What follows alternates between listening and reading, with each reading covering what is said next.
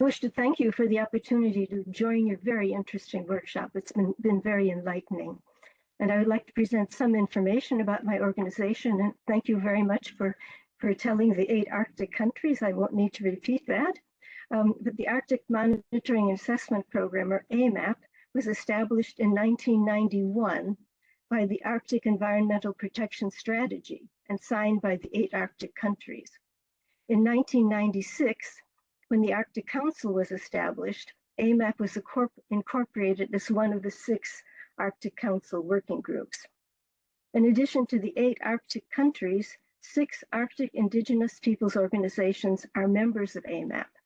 And in addition, we also have a number of other countries and international organizations who are observers. AMAP's mandate is to monitor the levels of anthropogenic pollutants in all compartments of the Arctic environment and to assess their effects, as well as to assess climate change and its effects on the Arctic. And this includes impacts on human health from contaminants and climate change. The mainstay of AMAP's products are peer-reviewed scientific assessment reports, which, among others, compile data collected under the AMAP monitoring programs, and they assess their impacts, the impacts of these data. The 5 most recent assessment reports are shown here on the left, the covers there. These include a major assessment of human health in the Arctic, which focuses on human exposures to contaminants, primarily via food sources, and their impacts. Other assessments cover mercury in the Arctic, including the health effects of mercury, climate change influences on persistent organic pollutants and other emerging contaminants in the Arctic, an update report on climate change in the Arctic, in which we begin to go in more detail about societal impacts of climate change. And this program is continuing, particularly in terms of the health effects. And the top report there is on assessment of the impacts of short-lived climate forcers, such as black carbon particulates on climate, air quality, and human health. And these rather large volumes of scientific assessments are then accompanied by summaries for policymakers. These are shown on the right of the slide. And the summaries for policymakers are a clear language summary of the key findings of the full assessment reports, and they also contain policy relevant recommendations as advice to the Arctic Council, to senior Arctic officials and member states. And the reports shown on this slide were deliverables to the 2021 Arctic Council ministerial meeting. I would also say that data from these reports are also submitted to international organizations, including the Stockholm Convention on POPs, the Minamata Convention on Mercury, the IPCC, UN Environment, and others. AMAP's work is increasingly based on the One Health approach in recognition of the interrelationships and interdependence among humans, animals, and the environment. Some of the key areas of our work are shown here in the blue-colored font, particularly environmental stressors associated with climate change, as well as the exposure of animal and human populations to environmental contaminants. Owing to the long-range transport of contaminants to the Arctic from industrial areas in the mid-latitudes, organic contaminants and mercury can build up to very high concentrations in the Arctic, resulting in high body burdens, particularly in indigenous populations who rely strongly on subsistence species for their food.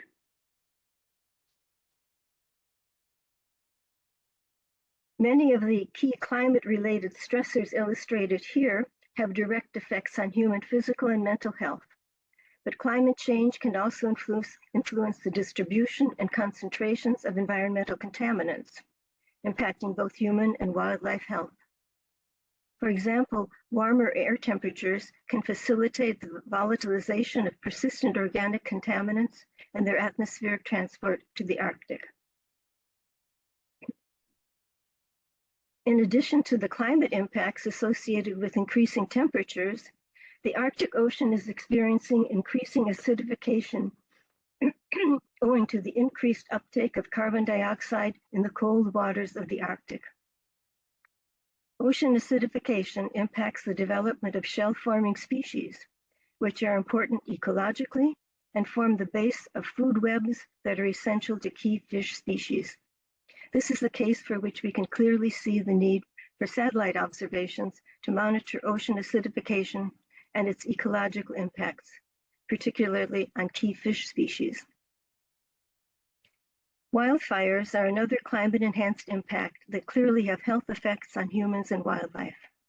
Earth observations are clearly the best means to identify wildfires in remote regions of the Arctic and to predict the risk of spread of the fires to communities and settlements, as well as the direction and risk of exposure to air pollution from these fires. As we have been discussing during this conference, the many meteorological and environmental impacts associated with climate change affect key factors for human and wildlife health and well-being, as summarized here. In the Arctic, climate impacts on wildlife quality, health, and distribution can affect the food quality of subsistence species and create greater food insecurity. Extreme weather also has major impacts on communities, such as coastal communities in Alaska, that are affected by coastal erosion and permafrost degradation, with direct impacts on physical and mental health. So I'll turn now to my colleague Mario Acquarone for the rest of the presentation. Thank you. Yes, hello from Tromsø, up in northern Norway. I'll take it up from here and say that some of the challenges that the local populations in the Arctic are facing are quite unusual. One of the effects of rising ocean temperatures and is a species adapted to warm environments have spread north into the Arctic oceans.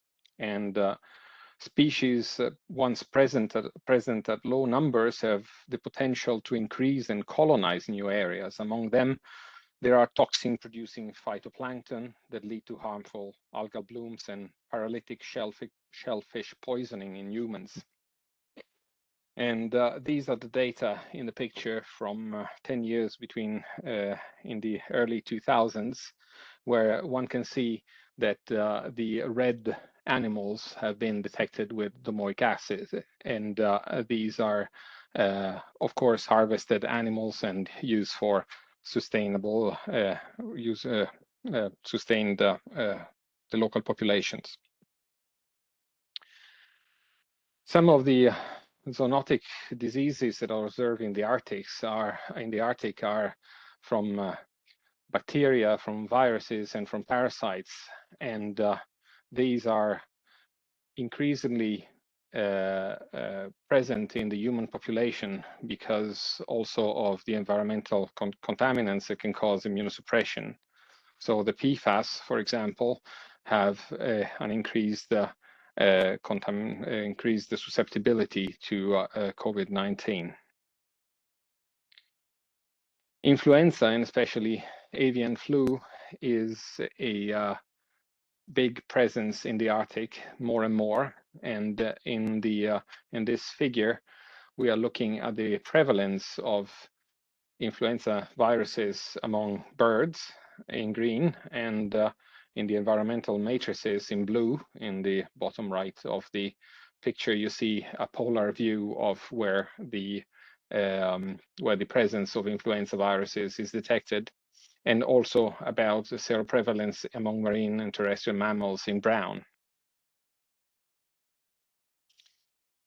Permafrost thaw has a big influence on the settlements, and this is something that is particularly affecting the infrastructure, and of course indirectly the mental health of the people living in the Arctic.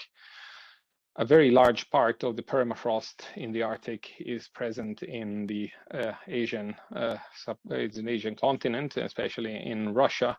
And due to the present political situation, an Earth observation system that could detect permafrost would be particularly useful, since the access to Earth data from the ground is not possible at the moment.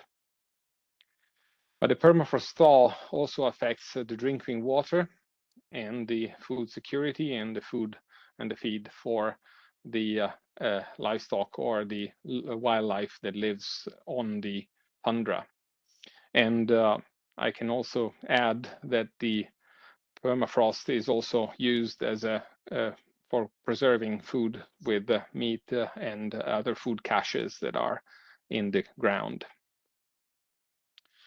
And then, as finally, the permafrost section here is also I would like to draw the attention on the contaminated sites that are coming to light due to permafrost thaw, and the leaching of contaminants is particularly acute when the permafrost thaws and the water is flowing freely on the surface.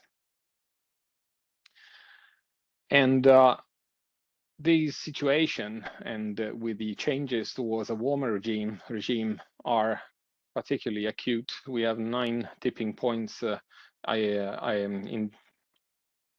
were pointed out in this study published in Nature, and there are 5 or 6 of them that are in polar region, and especially in the Arctic we have a particularly sensitive Arctic sea ice system with the Greenland ice sheet and the susceptibility to pollution and zoonosis. And with this, and with a big greeting here up in northern Norway, in Tromsø, where the sun is almost coming up above the horizon, I thank you for your attention.